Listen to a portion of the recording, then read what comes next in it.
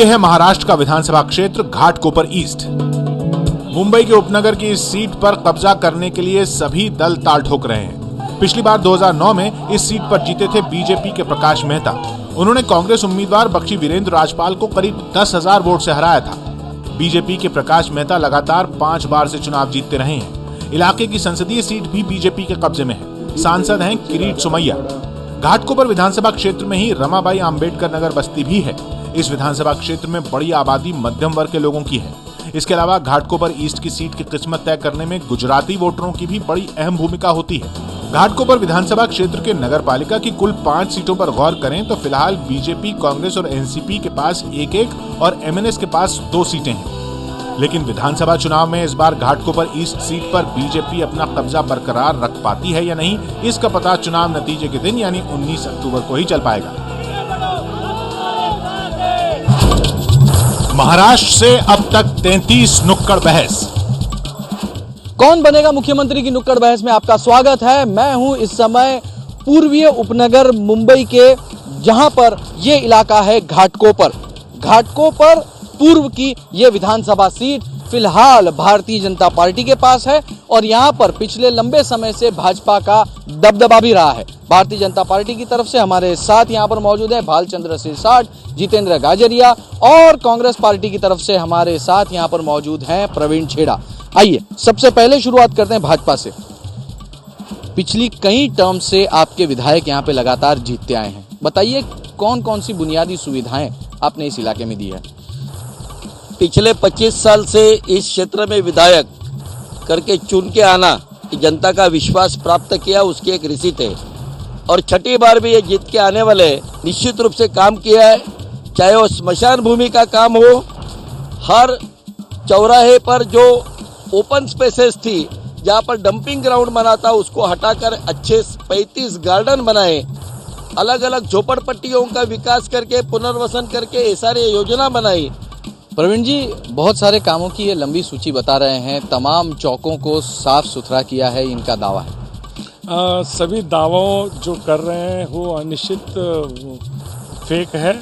आप घाटकोपर स्मशान भूमि की अगर वो बात करते हैं तो मैं चाहता हूँ घाटकोपर स्मशान भूमि आप यहाँ से चले हमारे साथ में और वीडियो शूट करें और लोगों को बताएं कि किस प्रकार की स्मशान भूमि की हालत है। आपके नुक्कड़ के शो मैंने देखे, हर जगह पर वहाँ पर अपने जो विधायक रहते हैं सिटिंग, उनके साथ में जो भी ऑपोजिशन रहता है, आज यहाँ पर क्यों नहीं हो रहा है, उसका जवाब आपके चैनल के मार्फत मैं आपसे पूछना चाहता हूँ कि 11 अगस्त को यहाँ पर जो आपकी नुक्कड़ बहस वो क्यों कैंसिल हुई और आज भी विधायक क्यों उपस्थित नहीं है? क्या बात है, आपके विधायक उपस्थित नहीं है?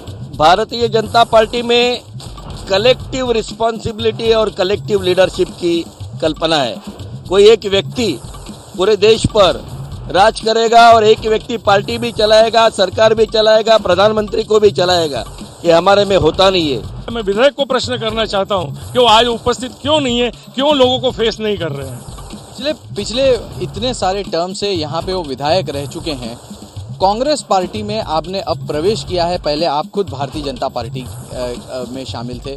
क्या बात रही है ऐसी कि आपको पक्षांतर करके उन्हीं के खिलाफ चुनाव लड़ना पड़ा? देखिए, चुनाव लड़ना एक अलग बात है, मतभेद ये अलग बात है। जिस प्रकार से ये वन मैन शो की बात चलती है, तो ये वन मैन शो घाटकोपर में हो रहा था। एज ए कार्यकर्ता, एज ए लीडर, हमें किस न किस जगह पर अन्याय होता था, उस विभाग से लेकर हमने यहाँ पर ये उसका विरोध किया था। मंगल भाई, आप इस समय भारतीय जनता पार्टी में हैं, पहले भी आप भाजपा से कॉर्पोरेटर थे, लेकिन बीच में आपने भी एक निर्दलीय के रूप में जो था वो कॉर्पोरेशन का चुनाव लड़ा था। बताइए क्या बात है ऐसी घाटकोपर में कि भाजपा के लोग ही बहुत बार निर्दलीय हो जाते हैं? ये बात बिल्कुल गलत है कि मैं पार्टी को छोड़ के कहीं गया था।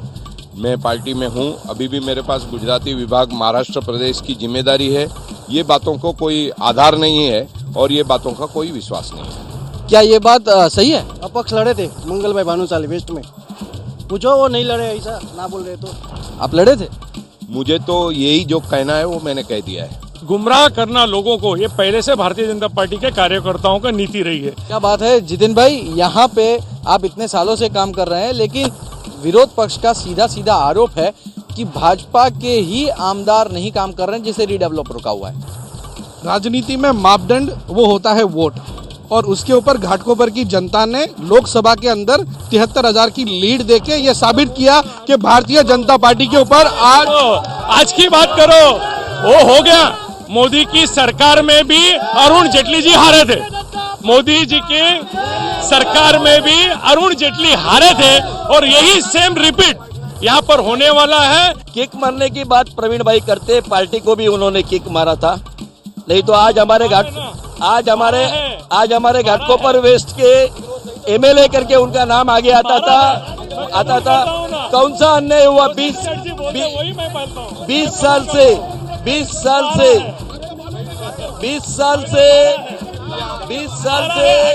124 में टिकट नहीं मिला, इसके लिए उसने पार्टी छोड़ा है। आज 124 में टिकट मिलता था उनको, तो वो पार्टी के बीजेपी और कमल की निशान से वो खड़े रहते थे। सही है कि आप इतने सालों से कांग्रेस पक्ष में हैं, लेकिन कांग्रेस ये सीट कभी नहीं जीत पाई। आज भाजपा से ही कोई कांग्रेस में आ रहा है, उसके पीछे आप तमाम खड़े हैं। क्या बात है, आपके पास बेसिक लीडरशिप नहीं है घाटकोपर में? देखो, पहले बात तो इनको चुप बैठने को बोलो। हम लोग को कुछ बोलने का है तो पब्लिक को मालूम होना मांगता है। बात सुनो। हेलो, क्या मालूम है? तो पहला बात तो क्या, प्रवीण भाई अभी मौजूद उम्मीदवार मिल रहे। अगली बार जब आता था, जब कांग्रेस का जो बड़ा ऐसा कोई नहीं मिलता था, इधर उम्मीदवार कोई मिलता था नहीं। और ये इसका बात तो पहले ये बोलते हैं ना, हम लोगों ने विकास किया, वो किया। उनको सादा पूछो, राजौर हॉस्पिटल का हालत क्या है अभी?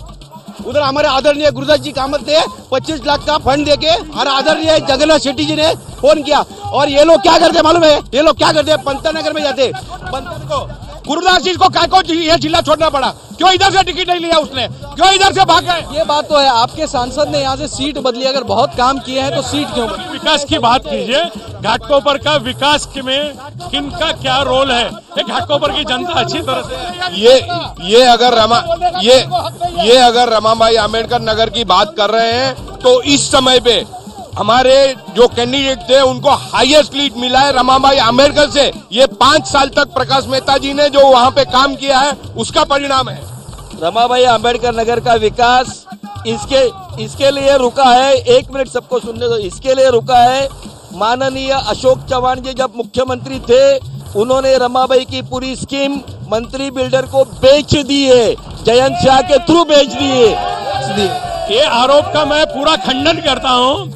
वो अगर इस प्रकार से कहते हैं, तब उन्होंने ये बात क्यों नहीं की? आप मंत्री थे, आप एमएलए थे, आपका भी उसके अंदर पार्टनरशिप था क्या? हम ये कहना चाहते हैं, आप क्यों चुप थे? आप क्यों चुप रहे? आप क्यों नहीं? कांग्रेस के मुख्यमंत्री कभी विरोधी को भागीदार नहीं बनाते हैं। अगर अशोक चौहान भागीदार बना सकते तो बहुत सारे बनते, और अगर प्रकाश मेहता भागीदार होते तो विकास का भागीदार होकर ये स्कीम पूर्ण। चाणक्य ने बहुत कहा है और क्लियर कट कहा है कि जिसका राजा व्यापारी उसकी प्रजा भिखारी। घाटकोपर मुंबई का वो इलाका है जिस इलाके में जहां एक तरफ मध्यम वर्गीय बहुत बड़ी संख्या में रहता है, वहीं दूसरी तरफ झुग्गियां भी उतनी ही बड़ी संख्या में है। और यहाँ पर उन झुग्गियों का विकास और उन झुग्गियों के विकास के साथ ही मध्यम वर्गीय जो लोग रहते हैं उनकी इमारतों का पुनर्विकास और उनको ज्यादा से ज्यादा सुख सुविधा कैसे दी जाए, यही घाटकोपर पूर्व सीट के लिए अहम मुद्दे हैं और यही मुद्दे इस सीट की जीत और हार तय करेंगे। मयूर परी, केबीपी न्यूज, मुंबई।